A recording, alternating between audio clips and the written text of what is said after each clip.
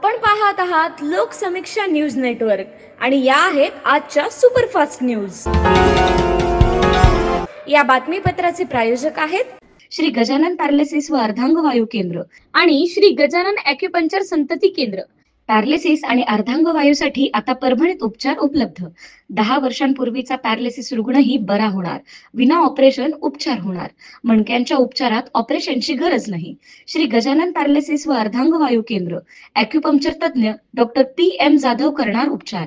ॲक्युपंक्चरद्वारे लकवा, अर्धांगवायू, दमा, मधुमेह, संधिवात, मान पाठदुखी, गुडघे टाचदुखी, मणक्यांचे विकार, डोकेदुखी, अर्धशीर्षी, ॲलर्जी, जुनाट सर्दी, फ्रोजन शोल्डर, लठ्ठपणा, मेंदू, मज्जातंतू, मांसपेशीच्या विकारावर उपचार उपलब्ध।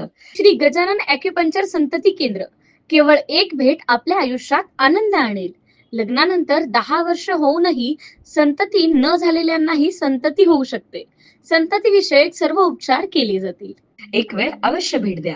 श्री गजानन पॅरालिसिस व अर्धांगवायू केंद्र आणि श्री गजानन ॲक्युपंक्चर संतती केंद्र, मराठवाडा हायस्कूलच्या बाजूला, शिवाजीनगर, परभणी।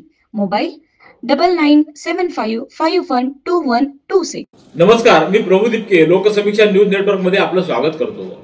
आपण पाहत आहात परभणीचं एकमेव बातमीपत्र Loksamiksha superfast. Red Apple exclusive MIDC परिसर, परभणी। गेल्या 3 महिन्यांपासून परभणी जिल्ह्यात तसंच संपूर्ण मराठवाड्यामध्ये अतिवृष्टी, ढगफुटी आणि पूर परिस्थितीमुळे खरीप हंगामाचं मोठ्या प्रमाणात नुकसान झालंय। मूग, उडीद, सोयाबीन, कापूस यासारखी पिकं तसंच बागायती पिकं आणि बहुवार्षिक फळबागा पूर्णपणे बाधित झाल्या आहेत। या गंभीर परिस्थितीच्या पार्श्वभूमीवर स्वाभिमानी शेतकरी संघटनेच्या वतीनं जिल्हाधिकारी कार्यालयावर आज रुग्ण मोर्चा काढण्यात आला। या मोर्चाचं नेतृत्व जिल्हाध्यक्ष किशोर ढगे यांनी केलं। या मोर्चामध्ये मोठ्या संख्येनं शेतकरी सहभागी झाल्याचं दिसून आलं। सावली विश्रामगृहापासून काढण्यात आलेल्या मोर्चामध्ये जोरदार घोषणाबाजी आणि शेतकरी रुग्ण हातात घेऊन सहभागी झाले होते।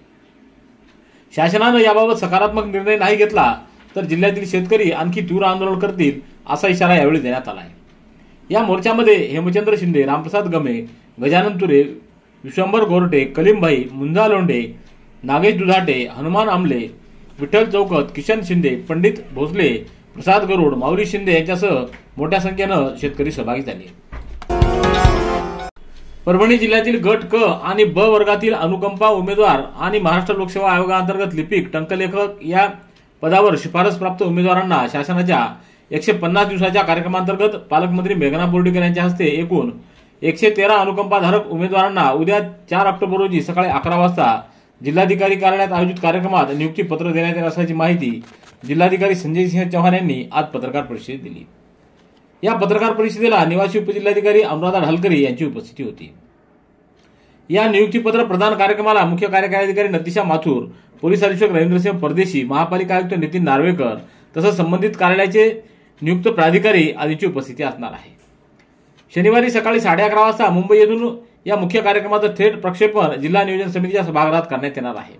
त्यानंतर पालकमंत्री मेघना बोर्डीकर यांच्या हस्ते अनुकंपाधारक राज्यस्तरावरून आलेले गट क वर्गाचे 17, गट ड वर्गाचे 33 असे एकूण 50, जिल्हा परिषदेच्या ग्रामविकास विभागाचे क वर्गाचे 23 व गट ड वर्गाचे 5 असे एकूण 28, नगरविकास विभाग, महापालिका, नगरपालिका व नगर परिषदेचे गट क वर्गाचे 1, गट ब वर्गाचे 9 असे एकूण 10, तर पोलिसांच्या गृह विभागाचे गट क वर्गाचे 2 आणि महाराष्ट्र लोकसेवा आयोगाअंतर्गत नियुक्ती द्यावयाचे 23 असे एकूण 113 उमेदवारांना नियुक्ती आदेश वितरित करण्यात येणार आहेत।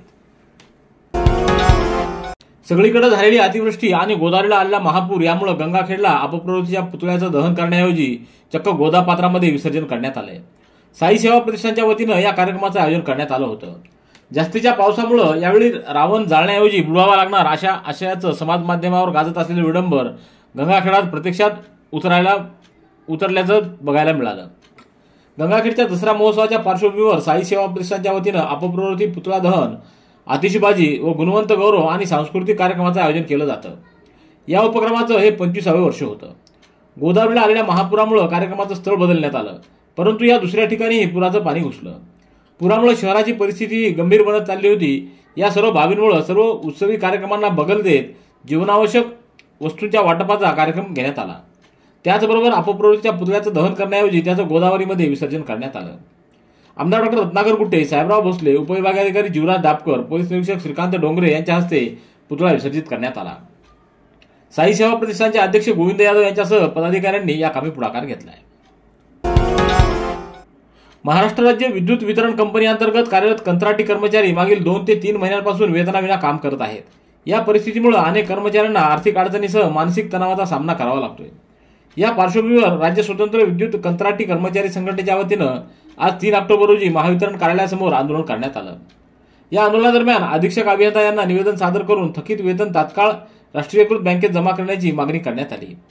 या आंदोलनादरम्यान काही अनुचित घटना घडल्यास किंवा महावितरण कंपनीची प्रतिमा जनमानसात मलिन झाल्यास त्याची जबाबदारी महावितरण प्रशासनावर राहील असा इशारा देखील आंदोलनकर्त्यांनी दिला आहे.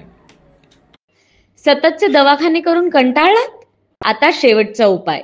डॉक्टर गोविंद कामटे यांचे बालाजी आयुर्वेदिक निसर्गोपचार केंद्राला भेट द्या. शुगर, मूळव्याध, ॲलर्जी, सोरायसिस, गजकर्ण, दमा, लठ्ठपणा, गुडघेदुखी, कंबरदुखी, वात, गाठीचे आजार, लकवा, केस गळणे, मुतखडा, सफेद डाग यांसारख्या जुनाट आजारांवर खात्रीशीर उपचार केले जातात. दारू सोडवण्यासाठी विशेष उपचार उपलब्ध. संपर्क डॉक्टर गोविंद कामटे, आयुर्वेद विद्याविशारद, बालाजी आयुर्वेदिक निसर्गोपचार केंद्र, तलाठी कार्यालयाच्या बाजूला, वसमत रोड, परभणी. संपर्क 9921691008. परभणी जिल्ह्यात गेल्या काही महिन्यांपासून सुरू असलेल्या अतिवृष्टी, पूर व नद्यांच्या प्रलयंकारी पाण्यामुळे शेतकऱ्यांचं मोठ्या प्रमाणात नुकसान झाले. खरीप हंगाम उद्ध्वस्त झाला असून अनेक शेतकरी आर्थिक संकटात सापडले. या पार्श्वभूमीवर जिल्ह्यातील शेतकऱ्यांनी एकजुटीनं महामोर्चा काढत जिल्हाधिकारी कार्यालयावर धडक दिली आहे. हा मोर्चा कोणत्याही राजकीय पक्षाच्या विरोधात नाही, तसंच कोणाच्याही समर्थनार्थही नाही. हा शेतकऱ्यांचा, शेतकऱ्यांच्या मुलांचा आणि हक्कासाठी लढणारा महामोर्चा आहे, असं शेतकरी नेत्यांनी यावेळी स्पष्ट केलं. परभणी जिल्ह्यातील शेतकऱ्यांना न्याय मिळेपर्यंत आपला संघर्ष सुरूच राहील. आवश्यक असल्यास जिल्ह्यातील शासकीय, राजकीय नेत्यांना तसंच शासकीय अधिकाऱ्यांना प्रवेशबंदी केली जाईल. त्याचबरोबर शेतकऱ्यांचा हा महामोर्चा जिल्हाधिकाऱ्यावर दाखल होत असतानाच मोठ्या प्रमाणात घोषणा देण्यात आल्या. शासकीय कार्यालयातील वातानुकूलित यंत्रे म्हणजेच एसी बाबत मनसेच्या वतीनं मोहीम छेडण्यात आली असून विविध कार्यालयात त्यांनी अनधिकृतपणे बसवलेल्या एसी काढण्यासाठी पाठपुरावा केला आहे. त्यांच्या पाठपुराव्याला यश येत असून आता परभणीतल्या जिल्हा जात पडताळणी समितीच्या कार्यालयात बसवण्यात आलेला अनधिकृत एसी मनसेच्या आंदोलनाच्या इशाऱ्यानंतर कार्यालयानं स्वतःहून काढून घेतला आहे. राज्यातल्या 247 नगरपरिषदा व 147 नगरपंचायतीच्या नगराध्यक्ष पदाच्या आरक्षणाच्या निश्चिततेकरिता 6 ऑक्टोबर रोजी मुंबईमध्ये मंत्रालयातील 6व्या मजल्यावरील परिषद सभागृहामध्ये सोडत आयोजित करण्यात आली आहे. राज्याच्या नगरविकास विभागाच्या उपसचिव प्रियंका कुलकर्णी छापवाले यांनी 3 ऑक्टोबर रोजी सर्व राजकीय पक्षांच्या अध्यक्ष व सचिवांना पाठवलेल्या पत्राद्वारे या आरक्षणाच्या सोडतीबाबतची कल्पना दिली आहे. नगरविकास विभागाच्या आरक्षणाच्या सोडतीकडे संपूर्ण राज्यातील नगरपरिषद व नगरपंचायती अंतर्गत नगराध्यक्ष पदाकरिता इच्छुक असणाऱ्या उमेदवारांसह राजकीय पक्षाच्या नेतेमंडळीचं लक्ष लागून राहिलेलं आहे. पूर्णा तालुक्यातल्या फुलकळस येथील केंद्रीय प्राथमिक शाळेतील CSR निधीतून उभारण्यात आलेल्या खुल्या व्यायामशाळेचं आज खासदार फौजिया खान यांच्या हस्ते लोकार्पण करण्यात आलं. यावेळी खासदार फौजिया खान यांनी शाळेच्या विद्यार्थ्यांच्या सुरक्षिततेकरिता पादचारी पुलाची आवश्यकता आहे हे स्पष्ट करतानाच त्या दिशेने आपण पाठपुरावा करू अशी ग्वाही दिली. शैक्षणिक गुणवत्ता वाढीसाठी शिक्षकांनी सर्वतोपरीने प्रयत्न केले पाहिजेत अशी अपेक्षाही फौजिया खान यांनी व्यक्त केली. तर मुख्याध्यापक स्वामी यांनी शाळेकरिता आवश्यक असणारी ICT खोली व इतर सुविधा उपलब्ध व्हाव्यात अशी मागणी केली. दसऱ्यानिमित्त पूर्णा येथील जुना मोंढा बाजारात छत्रपती संभाजी नवरात्र महोत्सव समितीच्या वतीनं भव्य रावण दहन कार्यक्रम पार पडला. याप्रसंगी खासदार संजय जाधव यांच्या हस्ते 52 फूट उंचीच्या रावण प्रतिकृतीचं दहन करण्यात आलं. यावेळी प्रास्ताविक संतोष एकलारे यांनी केलं, तर अध्यक्षस्थानी डॉक्टर विनय वाघमारे होते.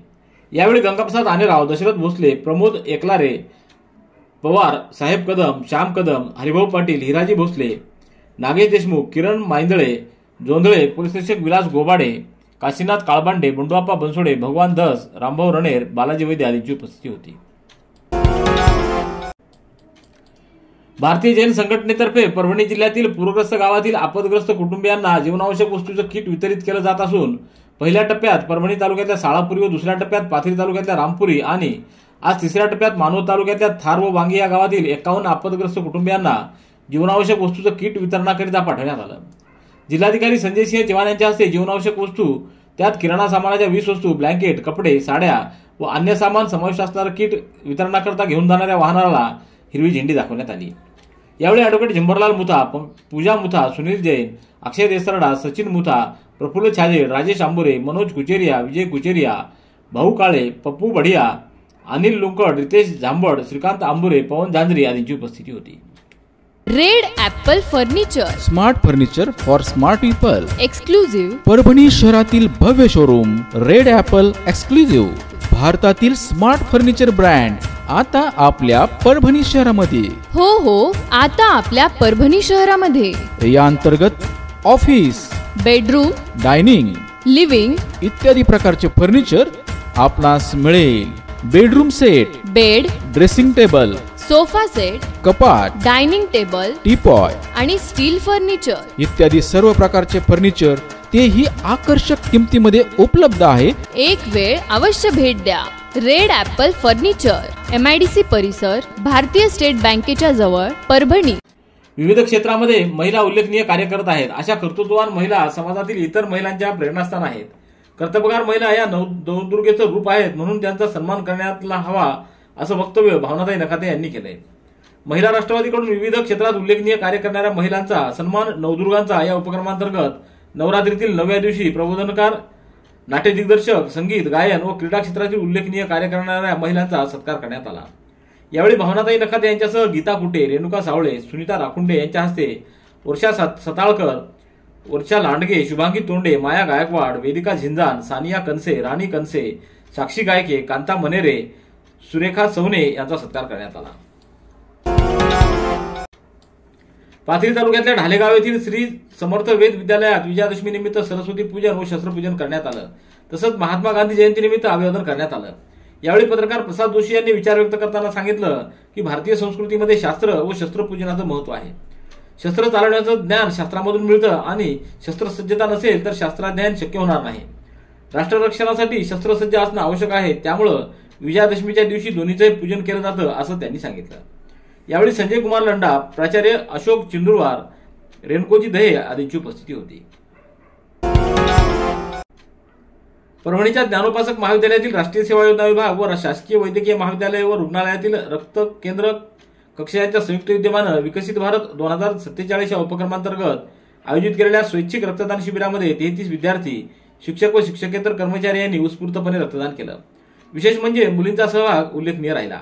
शिबिराचं उद्घाटन प्राचार्य डॉक्टर शेख मोहम्मद बाबर यांच्या हस्ते करण्यात आलं.